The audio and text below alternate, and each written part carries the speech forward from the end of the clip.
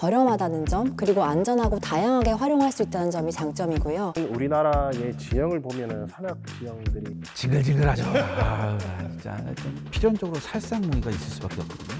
아마 무인 체계 간의 전투가 되지 않을까라는 예상을 합니다. 자, 그렇다면 이 무인 체계 앞으로 전망에 대해서 좀 여쭤보고 싶은데요. 제가 이거 무인 체계 앞으로의 전망과 더불어 우리만의 좀 입도 선미할 수 있는 게 뭐냐, 이런 것도 한번 좀 여쭤보고 싶어요. 일단은 24년도부터 28년도까지의 중기 소요에서 무인 전력의 비중이 현재는 8%였습니다. 그런데 이 비중이 점점 증가해서 28년도 이후에는 48% 이상으로 갑자기 40%가 네, 늘어나요. 급증할 것으로 예상이 됩니다. 이만큼 무인 체계의 중요성이 앞으로도 중요해질 것이고요. 미래 전장에 어떤 혁신적인 변화가 일어날 것으로 예상이 됩니다. 앞으로 이제 군대 보낼 아드님이 계신 집안에서는 굉장히 이제 좀 희망적인 얘기가 될 수도 있겠는데 그래도 군대는 가야지. 자, 근데 제가 여기서 지금부터 굉장히 하고 싶었던 질문이 있습니다. 바로 드론은 우리만 갖는 게 아니잖아요. 상대방도 분명히 드론을 가지고 있거든요. 그럼 상대방의 드론을 막는 기술, 이 굉장히 중요할 것 같거든요. 이걸 아울러서 한번 설명해 주실 수 있나요? 드론은 띄워서 날리는 드론 기술과 함께 적 드론을 파괴하는 안티 드론 기술도 같이 발전하고 있다는 점에서 좀 특징이 있습니다. 이제 그만큼 기술 개발 속도가 빠르다는 점인데요. 안티 드론 기술은 크게 하드킬과 소프트킬로 나뉩니다. 하드킬은 물리적으로 타격을 해서 적 드론을 무력화시키는 방법이고, 그러니까 뭔가 쏴야 되죠. 뭐 기관포를 쏘든지 미사일을 쏘든지. 맞습니다. 네. 소프트킬 같은 경우에는 주파수, 전파를 사용해가지고 적 드론을 무력화시키는, 제압하는 그런 기술입니다.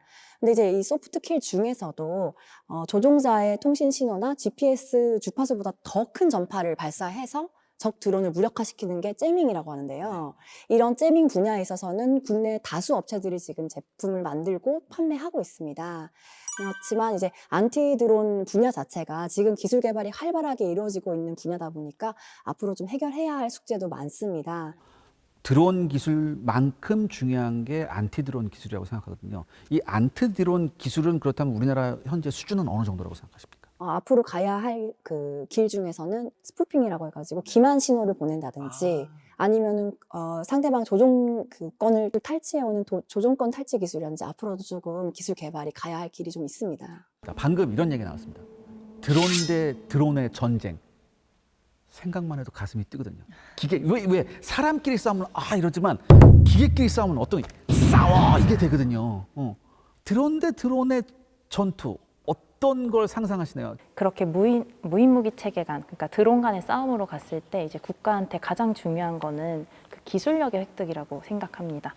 지금까지는 아무래도 인간이 그걸 조종하기 때문에 어느 정도의 숙련도가 또 같이 따라와야 되는 건데, 이제는 그 무인 체계 자체만을 가지고 싸우기 때문에 갈수록 그 무인 체계의 기술력으로 이제 국가 간 싸움이 되지 않을까라고 전망하고 있습니다.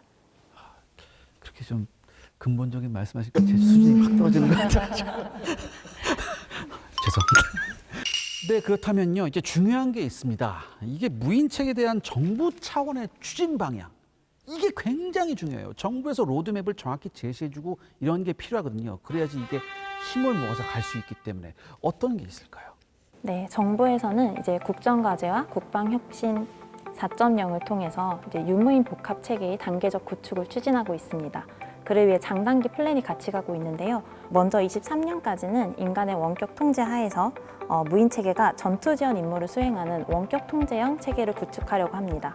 그 다음 27년까지는 유인 전력의 지시에 의하여 제한적 작전을 수행하는 반자율형 체계를 구축하고자 합니다. 이 다음 이제 장기적으로 28년부터는 완전히 자율화된 무기 체계가 이제 유인 체계가 협업하는 체계로 나아가려고 하고 있습니다. 이러한 과정 속에서 저희 방위사업청이 굉장히 큰 역할을 하고 있는데요.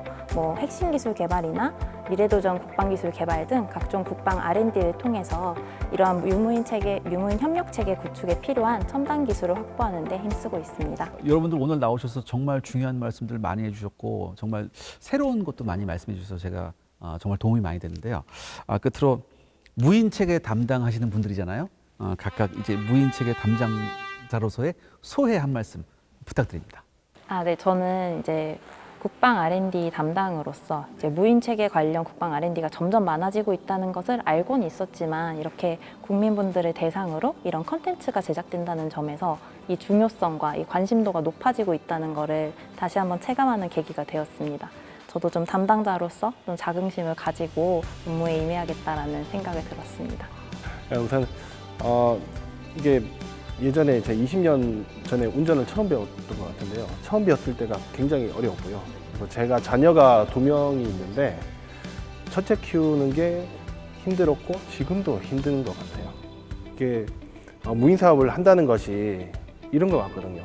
처음 하는 거다 보니까는 처음 하는 것에 대해서 뭔가 어려운 점이 있으면은 물어볼 것도 있어야 되고 사례도 있어야 되는데 그런 것들을 찾아보기가 어렵습니다. 그래서 이런 어려운 일이 있을 때마다 난관을 헤쳐가기가 굉장히 어려운 것 같습니다. 그래도 그때마다 각 관계자분들께서도 각자 맡은 자리에서 최선을 다해 주시고 서로 힘을 모아서 잘 헤쳐나왔던 것 같습니다. 앞으로도 잘 열심히 잘 해나가도록 하겠습니다. 저는 올해로 12년 차 사무관인데요. 네, 이렇게 공직 생활을 하면서 제가 이렇게 콘텐츠에 나와서 인터뷰를 하는 건 처음입니다. 세상이 많이 바뀌었어요. 네. 그래서 그러다 보니까 제가 담당하고 있는 업무도 다시 한번 돌아보게 되고 그리고 되게 말씀을 드려야 되다 보니까 공부도 한 번 더 하게 됐습니다. 그래서 오늘 이 자리가 큰 자극이 되었고 그래서 감사드린다는 말씀을 좀 드리고 싶습니다.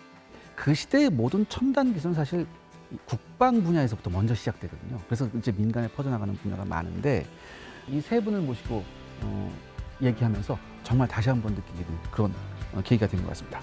대한민국의 과학기술 강국 그리고 국방 혁신에 대한 기대가 아주 높습니다. 여러분도 같이 응원해 주시기 바랍니다. 앞으로 여러분들 돈을 크게 떠주시고 방해 사업장에서 어떻게 사업들을 진행해 주시는지 특히 이 세 분이 어디에 나오는지 여러분들 잘 찾아봐 주시기 바랍니다. 오늘 세 분 나와주셔서 정말 감사드립니다. 여러분들 다음 시간에는요 또 새로운 내용을 가지고 여러분들 찾아뵙겠습니다. 감사합니다.